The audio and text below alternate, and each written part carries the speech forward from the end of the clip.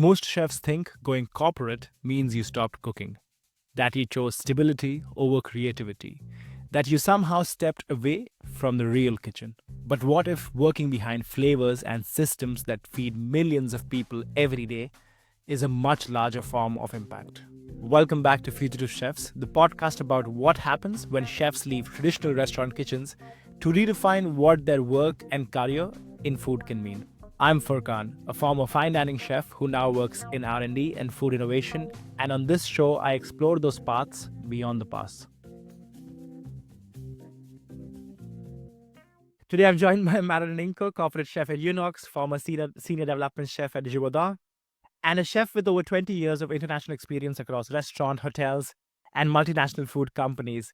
But this episode isn't just about titles. What makes Marilen interesting is not just the titles and the amazing companies she's worked at, but it's about how she moved between something which is a craft, which is cooking, to then making into an innovation model, working as a corporate chef for food companies, and now building her own personal culinary identity, which she will share with us more about, which is rooted in Filipino and Southeast Asian flavors. So, welcome to the podcast, Marilyn. Hi, thank you, Furkan. Thanks for inviting me. I'm so thrilled. At the same time, I'm very nervous. This is my first podcast guesting, Oh actually. wow. Yeah, I hope it's the first of many because I mean that's the whole point of the podcast. Like now that you highlighted Marilyn, because I feel like a lot of times when we are like this happened to me when I was looking at what else can I do beyond kitchens. I was like, okay, maybe I have to study again, maybe I have to study philosophy, history. But the only reason for that was because the only examples of chefs I had were all who were like Michelin starred chefs giving TV interviews, news interviews, and the only people you look up were Netflix chef's table. It only covers people who are in restaurants. So this is why we have this platform to get stories like yours outside, that this is also a version of cooking that's outside. So I'm glad to be the first one interviewing you. Honestly, it's an honor.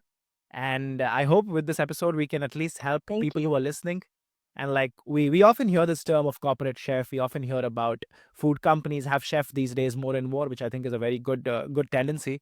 But we don't really know what people inside these companies do. So that's the idea with this episode. But before we dive into all of that, Okay. Marilyn, let's start at the beginning. Let's start with like you've been into this for 2 decades now in the food business. What initially drew you in? Tell us about where you grew up. Was it a career that was favored, or like how did you find yourself way in the kitchens? Yeah, so I was born and raised in Manila, Philippines, and I've been influenced by a lot of cooking in my home. Um, my mom cooks every day.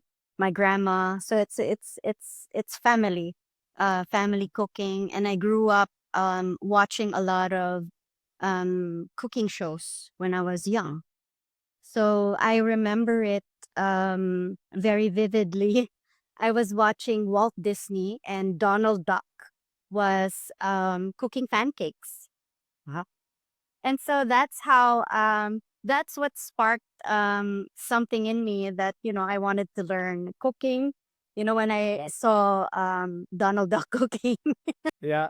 not really a very good example, but that's the first memory of me being interested in cooking, actually. Wow, And I that's grew up cool. cooking a lot of and I grew up watching a lot of cooking shows, Walk with Yan, and we have a very popular family of chefs here in the Philippines called the Dazas. So they have a cooking show. So the mother cooks, also the son cooks, and that's what I watched when I was young. Oh, So nice. And yeah, and I mean, Philippine cuisine is also like so interesting, right? Because of the past of Philippines having been a Spanish colony, and since then, what correct. Philippines has been through, you have like a very diverse cuisine, right? Yeah, we have a very diverse cuisine. We have influences from the Spanish. We have influences from other Southeast Asian countries, Malaysia and the neighboring countries as well. So we have the same type of flavors, and even the culture. We have the same culture as the Spanish, the Italians. We have the siestas, we have the family gathering. So it's very similar. Yeah. Yeah, yeah, that's so cool. And from that beginnings of like seeing your family cook and seeing all this inspiration from TV shows and also from like Donald Duck. How does that get into like formally getting into kitchens? What was your path? Like you said, okay, when did you say, okay, I have to take this up seriously? And do I sign up for a school? Do I go work for somebody? How did Yeah. that go for you? Yeah, so I was actually in college, studying my first year of college. And at that time, that was the late 90s, and that was the time of, my Marco Pierre White, Anthony Bourdain, that time. And a lot of cooking shows actually.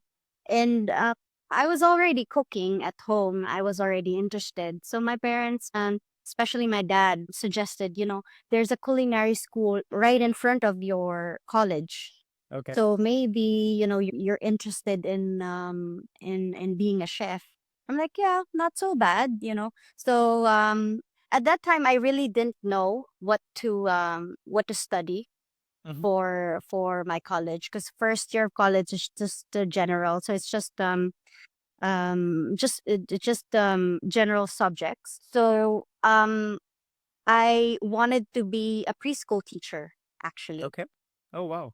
And so my dad actually encouraged me to, visit the culinary school, which is Center for Culinary Arts Manila.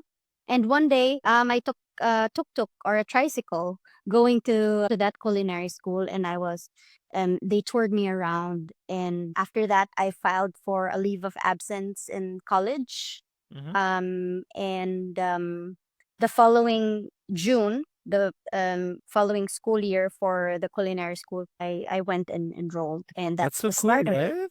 Yeah, and like, Yeah. is it common? Like for me, it's very inspiring to hear that your parents pushed you towards like said that you know this should be a path. Is it common in like Philippines, or is your family an exception to like encouraging people to enter kitchen? Because I mean, for what we know about the kitchen trade, it's not the easiest trade to put your kids into, right? So how was that an exception, or is it pretty common? Yeah. Well, that at that time actually it was very expensive to study Okay. culinary.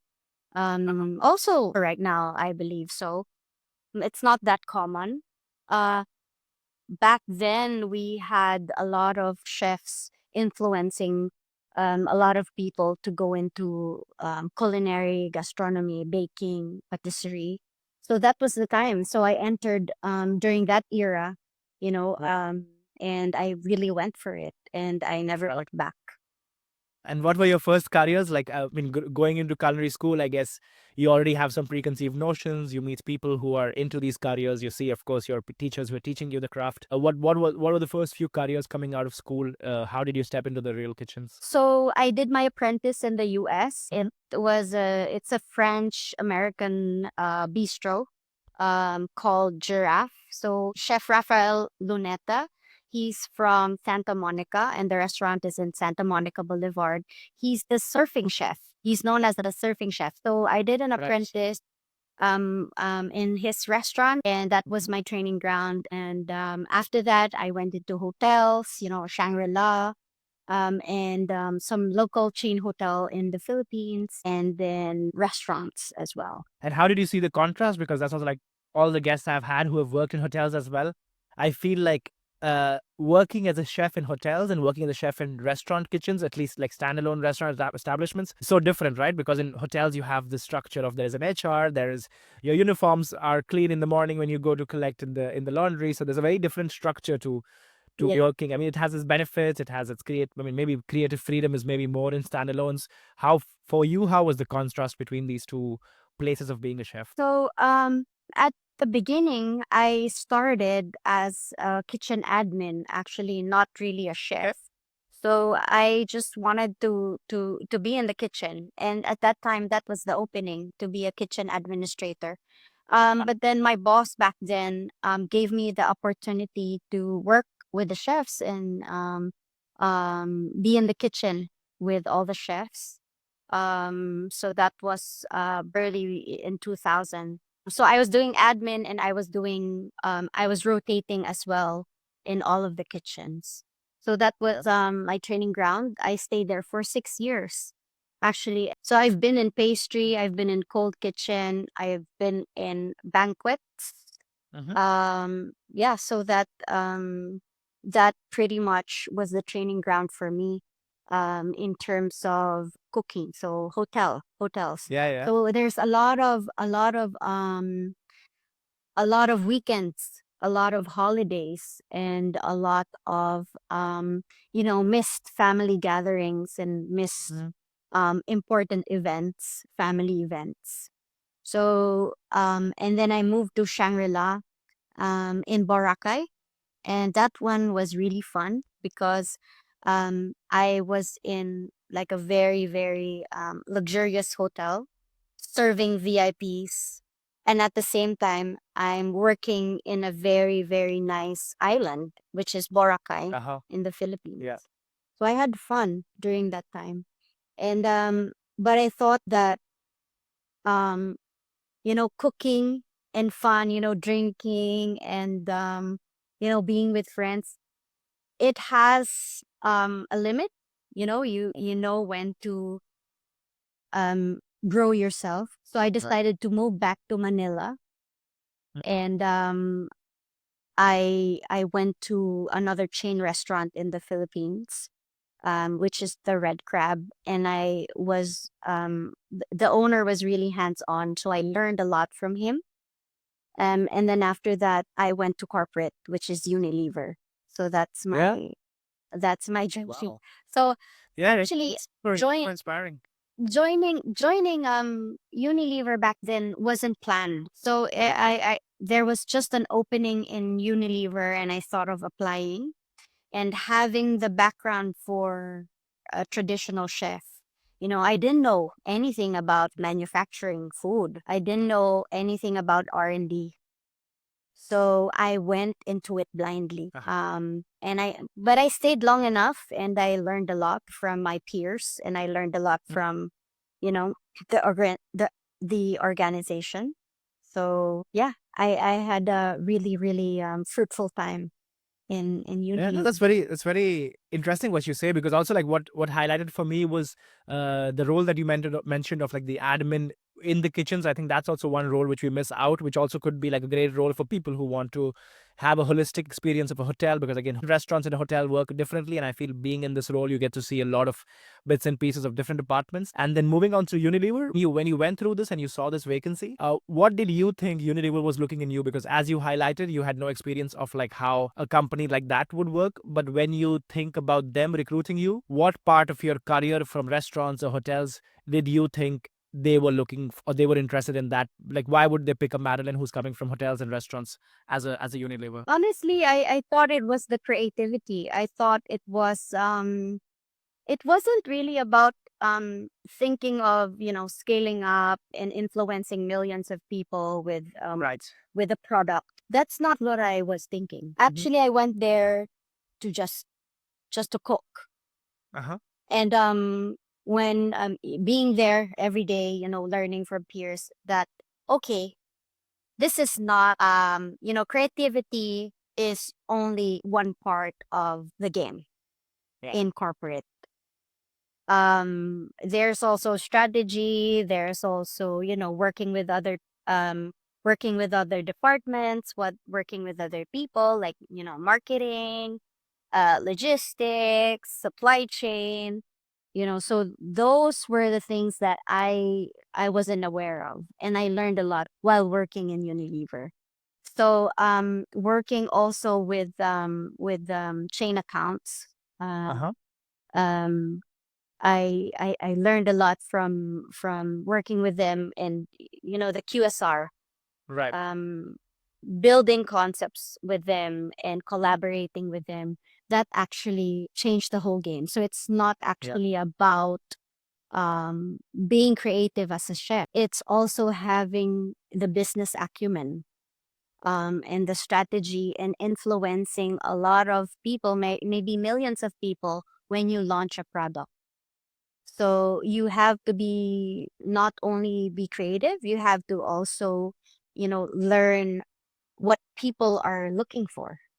Yeah, and also to understand like because what happens when I see a lot of chefs transitioning into these roles is that as chefs working in restaurants or hotels, your creativity is kind of already judged by the kind of, like as you said, you're serving VIPs, so what's creative for a VIP person being served at an island is very different from somebody opening a Unilever product on a day-to-day basis. Or also like being creative, and then with limitations of understanding the average consumer maybe is not so interested in your very creative innovations. And like that's what I want to ask you, like how was the role of you being a Philippine person working in Philippines? Like how important was the cultural part for a company like Unilever trying to apply their innovation from which is more Euro-centered into a country like Philippines? Yeah, so actually it's a lot of working with the QSR, with the QSR clients. Okay. And then telling them, I mean, them telling us what they want and Mhm. what the customer actually wants. So it's actually listening to the customers and knowing what they want. It's not only about, what's trending, because sometimes what's trending is not really what they want, you know, something that will appeal to the masses, especially in the Philippines. A lot of people are looking for a very affordable meal. So Okay. these are the constraints that you have to consider. And working in a traditional kitchen, you don't even use convenience products. When I entered Unilever Food Solutions, I wasn't even using a bouillon. I wasn't even, used to using something from the packet. So that changed everything for me. And convenience Yeah. of But cooking in the kitchen really helped me a lot in thinking in a different manner. So it's not only putting out a nice dish on the plate, but it's also about um, thinking about, the cost of the ingredients, the cost of your dish, and also probably the authenticity of your dish. And actually, when people see it, they will buy it. I mean, you have to somehow connect to this consumer also, right? As you said, like you were not used to using their product. So, but again, if you're going to innovate with these companies, you have to get used to kind of using and like getting the know-how and touch and feel of all these products. But from there, Marilyn, from moving on from Unilever to Givaudan, because Givaudan is again a very it's a lot of things at the same time. They do perfumes, they do aromas, they do flavorings, which is Yes, a little more, I would say, disconnected from the consumer because they are the customers of the food company. So I guess the Unilevers of the world buy products from Givaudan. So how was that transition for you to understanding, yeah, a flavoring giant like that? correct. Again, going into Givaudan, I never worked with a flavors company before Givaudan. I'm only familiar with Givaudan because, in Unilever Food Solutions, we use the flavors. Right. But then it's very technical. It's um it's a chemical company actually. So you have to have a background of food science and food chemistry to be able to work well and to be able to deliver something in a company like Givaudan. And I stayed in Givaudan for 8 years. During those 8 years, I've learned a lot of things in a technical perspective. Hmm. So in a technical world, it's not only about kitchen convenience products. Now it's diving deeper into the packet. So it's all about the flavor combinations, and all about you know um the chemistry, what's inside the packet. So yeah, it's a very different world. It's a very different ball game once again Yeah. for me. Yeah. Yeah, yeah. And then from there now you have moved on to UNOX, right? Which again you have done the whole corporate chef thing with the food company, which one of the big FMCGs, Unilever. Then you go on to working for flavoring, which is Givaudan, and now you work for an equipment company. So like, has this been intentional? Like, was it your intention to work in all these segments, or has just been that these offers have come up and you have ended up working in these companies? It's true. So I've been on the other side of the fence, being the Uh huh. customer, which Right. is working in a restaurant, also working with Unilever with the convenience products, and being in Givaudan, supplying to these companies. And then now I'm in a different business, which is equipment, Mm-hmm. which is all really totally different. But it's also exciting for me because, when you work in the kitchen, you never really study the oven. You never really, pause and take a look. Okay, what's happening in here? What are the functions, and what this oven can do for my dish or for my food. So now I'm actually learning about being technical Mm-hmm. about equipment, Mm-hmm. and really, how to say, like, really using the equipment to deliver something that is actually um very using using the equipment that is actually helpful to Right. be efficient in the kitchen. So that is the twist now. Being efficient in the kitchen, using the equipment wisely, and using all the functions. So it's now learning about not only the chemistry of the food, if when you put it inside the oven, but also learning how to demo the equipment, learning how to demonstrate how to use the oven. So it's now public speaking in front of a lot of people, and you know um, um, telling them how to use the oven, and actually educating them on how it can help them in the kitchen. And working in a company like this, where you guys, I guess they have engineers, they have design experts who know how to design these things, they have people who make the chips of the oven and things like that. Yeah. When you enter this room, Marilyn, as somebody who's a chef from restaurants, hotels, has worked in food companies, what is this edge that you think you bring to a company when they, because for example, they make a pizza oven and they may be limited to just making pizza. So when you enter the room, I guess you see like more possibility to the same gadget, or like tweaks, or what could be more convenient. Like maybe you want an oven which has a voice command when your hands are dirty while frying tempura. I don't know. So all these conversations, like on the table, what is it that you bring, and what does the company expect of you in this role? If you're enjoying this conversation, and if these are the kind of chef transitions you want to hear more about, consider following the show. If you're on Spotify or Apple Podcasts, rating this show or writing a review really helps this conversation reach more chefs who are asking questions like you. And if you're on YouTube, subscribe and comment to let me know what part of this show resonated with you the most. I actually read those comments. So when they make an oven, it's usually, the engineers that makes the oven. It's rarely, listening to the chef how he or she does a certain type of dish. But in UNOX, it's actually working together with the chefs and the engineers, and actually working as close as looking into what food you cook in a region. For example, Chinese cuisine, or Asian cuisine is very different from European cuisine. So these are the things that we collaborate together with the engineers, and together with the people who does the oven or who makes the oven. And this is what actually Unox Technologies is very well known for, because they're working with real chefs actually. Mm-hmm. So we have a community of chefs globally in UNOX that work together in inputting data, and inputting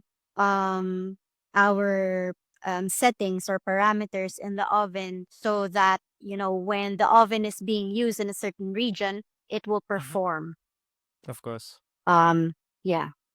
Yeah, yeah, that's cool. I mean, I think it's so funny that all these aspects of a big company, somehow, if we don't listen to voices like yours and stories like yours, it's really surprising how so many of us are unaware about how much work goes behind these. It's not very random, like it's not very random to just put out a machine in the market and then expect the user to figure it out, especially in a business like kitchen where there is a really fast influx of products. The demand is very high and people don't really have time to think. You don't have time to read an instruction manual. That machine has to be very obvious, be it a blender or an oven.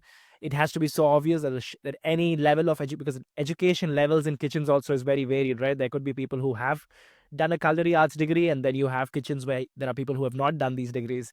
So how does this Mhm. oven, be comfortable for everybody? And it's super interesting the work you're sharing, Marilyn. But again, because you have shared three different companies on how your role has been there, if you had to, and I think I'm guessing you have to do this work very often, that many people, maybe friends, family, ask you, like when you say corporate chef, what does it actually mean? So if you could break it down for us, like if you say to somebody you're a corporate chef, having worked in all these companies, what are the common factors that you'll put together that this is the kind of job a day-to-day of a corporate chef could look like? Yeah, so not a lot of people understand being a corporate chef. When they ask me, what do I do? I'd say, oh, I am a development chef, or I'm a corporate chef. They don't really know. They always ask me, which restaurant? Uh-huh. You know, what's your specialty? The common questions. But I would just explain to them that, um, when you have an oven at home, and when you cook in an oven at home, uh, we are the people behind the oven. We are the people testing the oven. So it could work in your home. So it could work in your kitchens. So that's simple. Or when I was in Givaudan, people people don't really know or not at all familiar with flavors. Mhm. So I would say, what's your favorite snack? And then they would tell me their favorite snack. Okay, what's your favorite flavor of the snack? And they would tell me the flavor of their favorite flavor of the snack. And I would say, we are the people behind that flavor. We are the people who make the flavor authentic behind your instant noodle, behind your um, chips, or behind anything else that you consume from morning until night. From your coffee to your tea to your snacks, to your sauces to your mayonnaise, everything. So that's simple. So they will say, Yeah, oh, yeah. It's actually should be easier because it's more likely that a consumer would know products that you have done rather than some fine dining restaurants which they've never been to or which is in a different. But it's very funny, and that's why the whole podcast lies around this. Like, why is it that we know clearly on the like in any country in the world, many of them who say they would be interested in food would be able to name who is the chef of a Noma or of a El Bulli, who's the head chef of these restaurants. For them, it's very easy to say, but they do not know there are chefs behind the food, as you said, that they are eating every day in every meal. The amount of, like, we had Pat Clifford from Pepsi in the first season, and he said like 1 million people are opening a Lay's packet every day, but nobody knows that there are chefs behind all these flavors of the month that you have or correct. special editions you have for all these countries. And I feel this is the awareness we need to create to understand that yes, there are problems with the food system. Yes, there are problems with how big food companies work. But then again, the only solution to that is to make ourselves more familiar with people who are working in there, because at the end of the day, these are humans who are creating these recipes, and these are, I mean, food companies want to continue to exist in the market, and it's in the best interest of everybody to do things right. And it's Mm-hmm. for me, it's very positive that chefs like you and I are in these companies, because we have worked with real food, we have worked with real restaurants. So when you say an authentic Yes. flavor, you know what authentic means. It's not just based on polyphenols or on what a chemist thinks of it. So for me, that is super interesting, Marilyn. But I also Yeah. wanted to ask you, because you touched this a little bit when you were explaining about Jivadan, how much of a role have you seen of uh like, did you ever feel the need that I should go back to school and study maybe food technology, or maybe I should go study microbiology of how food works? Did you feel that need, and did you do it, did you not do it, or why did you not do it? Of course. Yeah. So when I was working in Givaudan, actually, they would encourage me to go back to school and maybe Uh-huh. study food chemistry, food science. And I know that it would really help. But at that time, I didn't have I didn't have the time and um the resources to really go and study, because my I was working full time, and I'm a mom. Mhm. I'm a solo parent, so at that time Okay. it wasn't really feasible for me. But actually now I'm thinking of going back to school, and studying food science actually. So but having a background in food science or food chemistry actually really helps when you Mhm. enter corporate or a manufacturing company, um, Right. because you can bridge the gap between technical and culinary or baking, and you understand more of what are the components of the food you're creating. But when I was working in Unilever and Givaudan, I was also learning from my peers. Right. Um, so I would say that it's important for you to have a food science or food chemistry background, but um, it's not a lack if you don't. Right. Hmm. See, when I applied in when I first entered Givaudan, you know, and I was working with them, I was already having the background of manufacturing company from my previous job in Unilever. But then, you really have to be versed in Hmm. flavors and the descriptors of when you taste. So this is what you really have to learn. And you don't learn it overnight. You learn it by tasting every day, tasting with your peers, tasting with the flavors, tasting with the food scientists, tasting with the food technologists, and they would share what they also um, do with the product, with the seasoning, let's say, or with whatever product that you are actually developing. So you learn in these manners as well. So Yeah. No, I not mean. everything is learned in school. Uh huh. You learn it also at work with your peers, and I believe that sharing knowledge um, while working is very very crucial for you to be able to do your job as an R&D chef. So yeah. Yeah. Yeah, it's a good to have, as you said. It's very nice if you can afford, if you have the time or resources to start from there. But I think it's careers like you, which is also a proof that it's not like if you don't have it, there is no way you can make in these industries, because as you are a proof yourself that you have done this.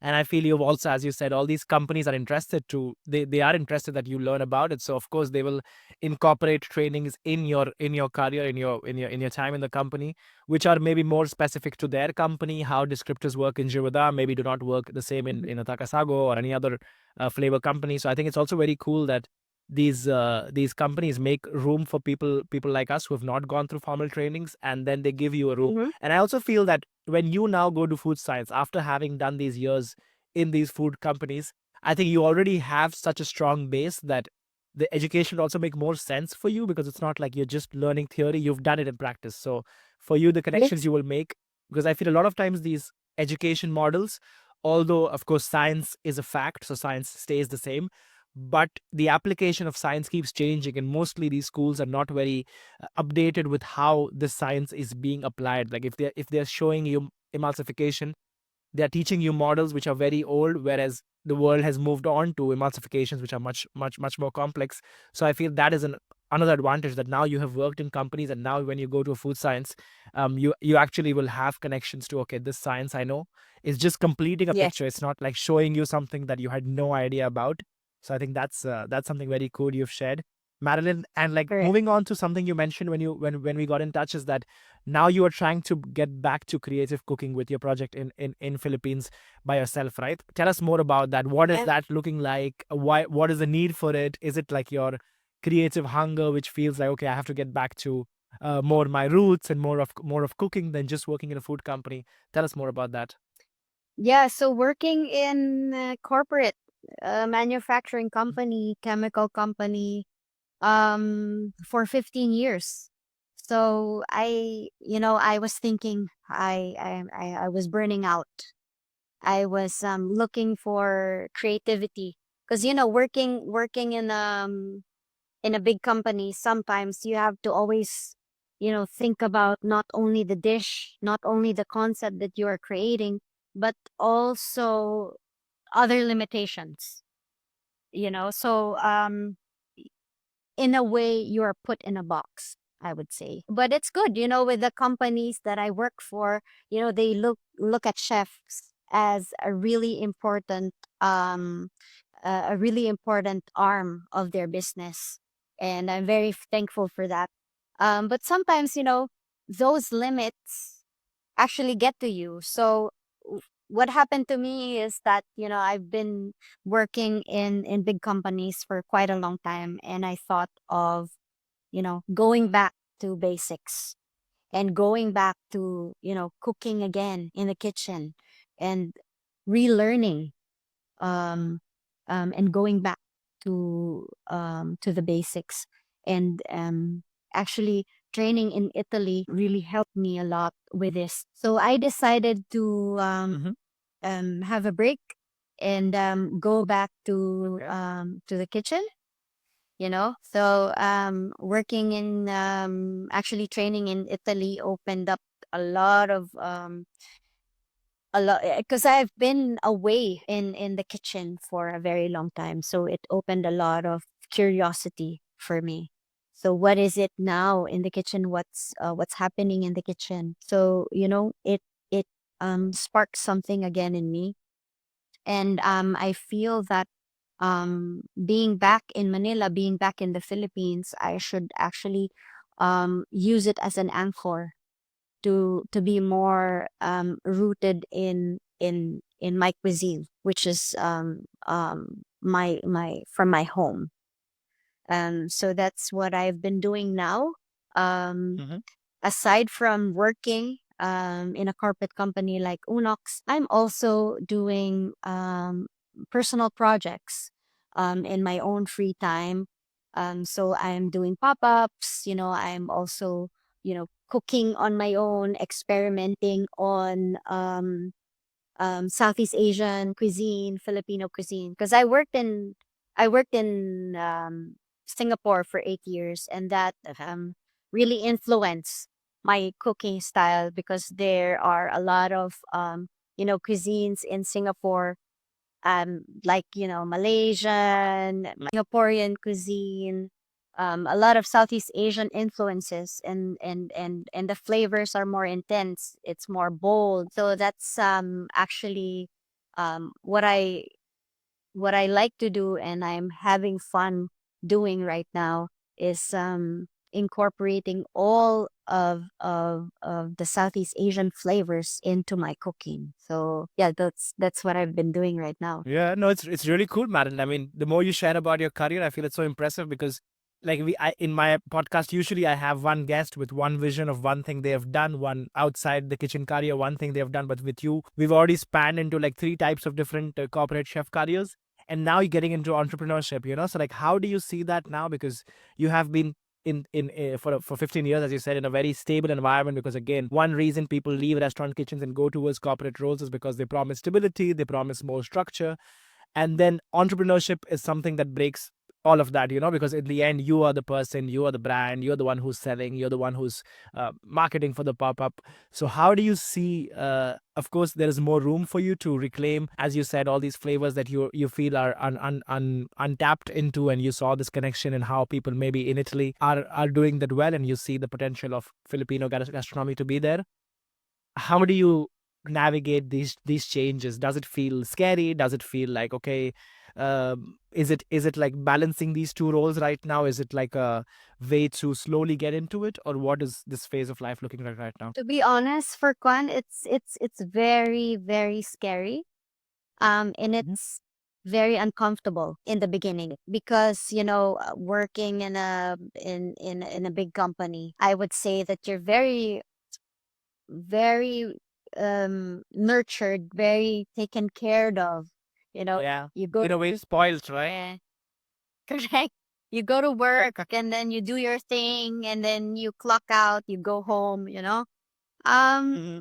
Nothing beats working in a corporate setting. Yeah. What you earn and what you learn, but it's also a different fulfillment if Hmm. you actually do your own thing, do your own cooking style, and feed people, and having those authentic feedback given to you. And I don't know, I cannot describe it. It's a very different feeling. It's a very different accomplishment. Uh-huh. Having that ambition to put out yourself and have a brand. I don't even have a brand, so to speak. I'm just starting, but I feel very, very proud of what I'm doing, even if it's just small. You know, Hmm. it's because I've tried putting it out um into an area or into a field that I've never been to before. I'm talking about Italy when I did a pop up there, and they received Filipino Hmm. food, um, with open arms, and Wow. that's what inspires me, actually, that Filipino food or Southeast Asian cuisine has a really a place in the global Hmm. scene. And right now, um, I'm really working towards in introducing this kind of cuisine to the world in my own little way. No, it's definitely underrepresented. I mean, if you think about, and I think Italians are a good place to start with and look at them because everybody knows in every corner of the world, be it underprivileged, overprivileged, they all know what a pizza is. So, if a country, I Correct. think the way Italy brands things, the way Italy markets, I feel there's a lot of also. I mean, also we cannot. It's not fair to compare economies and countries which have like, yeah, of course. I mean, Italy has not been a colony recently. Italy has not just run into democracy. Italy has its own privileges of being Italy. And at the same time, I feel there's a lot of diversity in Southeast Asia countries. And I feel it's just that the world is kind of waking up to it. The population dynamics are changing. People are realizing, and people are seeking a lot of this new sort of flavor. I mean, with your work with Givaudan, I bet you would have seen like how the trends of flavor curves and all these trends, how they're leading into people looking for this new nourishment and new sort of flavors. But it's super inspiring. I feel it's very brave of what you're doing, and all the very best to you with it, because I think it's not easy. Not everybody would like push away comfort and go to even tap into, like, be brave to speak about it, to put yourself out there. Yeah, I think it's really really cool. And Madeline, asking you along with this, I think because there's another edge which you mentioned also, right? Being Yeah. a woman in the kitchen, and then being a woman in a corporate environment, which is also again a kitchen, and on top of that, as you said, you're a single parent. How has this Yeah. been for you a factor of being in the industry? Because again, as women and a single parent, you have to balance sort of your responsibilities, your ambition, to have an ambition or not, the sacrifices in between to want something for yourself, but at the same time having a person who's dependent on you, having a family structure that's dependent on you. How has that been for you navigating? How easy or difficult has it been working in the corporate world and then having this reality to yourself as well? I would say number one is very important is the support from your Mhm. family or from my family. Actually, when you work in a corporate setting in a big company, it entails a lot of travels. Yeah. A lot of hours away from home, and you have to have a solid support from your family, which my family actually gives, and I'm very, very lucky for that. And another thing is that I want to show my daughter what it is to be a woman with ambition, and this is what I want to teach her. You know, to be a strong person, to be a strong woman, setting an example of being in a kitchen. It's a male-dominated field, uh, and 100%. I am very, very lucky that I have been in kitchens who are very supportive and welcoming of women chefs, and companies who really advocate equality and inclusivity. So I want to teach my daughter how to be strong and independent, and to be ambitious, um, to have something that she likes to do, and to do it hard, and to really set something, even if she's like only 10 years old. So I'm really hoping that she sees that in me. um and it's very, very, very, very personal for me talking about this, because Uh-huh. being a solo parent, it's very difficult to navigate working and also being an Yeah. example to a small child, and showing her what it is to, have an ambition, show up every day with family, show up at work, show up with friends. These are the things that you need to balance, actually. So, um, I'm very fortunate that I have a family that's very supportive. Whenever I travel, somebody takes care of my daughter. My parents takes care of my daughter. So, Yeah. um, so Nice. in that part, I'm very, very lucky. I think fortune favors the brave, as well, as they say. You're lucky for sure, but I think it's still very brave knowing that you have this structure back home. When you travel, they'll support you, but at the end of the day, you have, like, it would have been easy for you to today be working for Unilever or the hotel you worked at and to just continue. But again, as your career has shown, you have kept pushing you in a span of years. Okay, this is enough over here. I want to learn something else, and pushing yourself to the next challenge and the next challenge. And now I think one of the massive ones, which is yeah, doing pop-up supper clubs and ideas like this, and then creating your own narrative Yep. around it. I feel it's very brave, and honestly, I think it's not just your daughter, but I feel a lot of people listening out there who at sometimes we complain, okay, you know what, I would love to be a chef like Marilyn and work at these companies and travel, but I don't have a food technology degree, or I don't have the money to go to a fancy culinary school. And yeah, my parents could pay me this fancy culinary school which would open me the doors. I feel a lot of us sometimes get into this tunnel because, yes, there are people who find their ways by this means, and it's also a possibility. But again, it's people like you whose careers show that, of course, there is the easy way out, and then there is the way where you can carve for yourself the way it goes. It might work, it might not. But, once you look back upon a career built like that, it's much more happier and proud to look upon a career that you have carved, which doesn't come from somebody opening doors for you, but you pushing a little harder to, yeah, swing those doors open. So it's been a lovely conversation, Madeline. I mean, I could keep on going, but I want to keep it limited to the idea of this podcast. And I would like to wrap up this podcast with Yeah. understanding, because as myself listening and those listening would have questions, okay, this sounds like an amazing journey. So you have proved for us that it is possible to work not only at one company, but like an array of corporate companies as a chef. You have opened them the idea of what a corporate chef means, so they understand now what a corporate chef is. But their next questions would be something like, I feel stuck. I feel I don't have the capacity. I feel my CV doesn't look good enough to go approach a company like that. I feel it's comfortable to stay in restaurants, or maybe I should go study. So, for you, when you would give a message to somebody listening to you, of like having a career like yours, what would be the things that you think a chef underestimates? That there are things, maybe qualities of yourself that you underestimated, and then you go into a meeting in Unilever or Givaudan, and they want your opinion on how this flavor should taste. Even as a chemist, they would ask you, what should be more, should it be more acidic? What should it be more sour? Should it be more bitter? So things like this, which we underestimate as chefs, what would you say to them are these skills that they should look at, or any message in general that you would have for people like this? So for me, a very important thing is, number one, to never say no. At least for me, that's what happened, because I never said no to anything. As long as I can do it, and as long as I see that it's possible, I never say no to anything.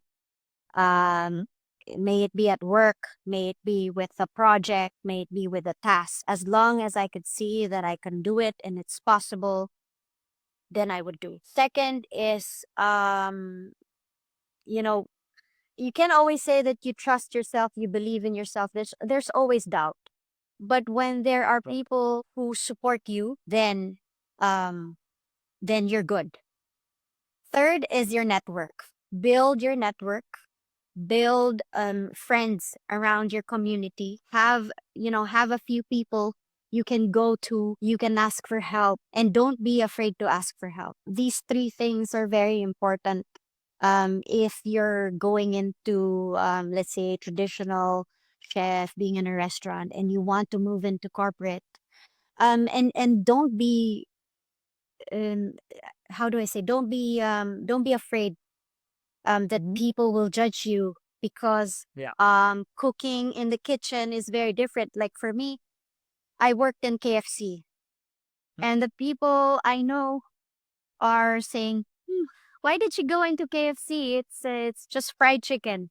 There's a lot of things going on in the QSR, and there's a lot of things that you don't know happening behind the scenes before you have that fried chicken. So it's all science, it's all R&D, it's all working on something repeatedly for a number of times, and cracking something that would influence millions of people. And when you see that product launch, and you know you're one of the people who are behind that product, Mhm. it's very, very rewarding. Yeah. It's very, very fulfilling. Yeah. No, it's a beautiful feeling. And I wish we start measuring how good a job is or how good a skills of a chef is by the impact of their work and not by a random award, measuring them by stars or putting them on a list of 50 restaurants.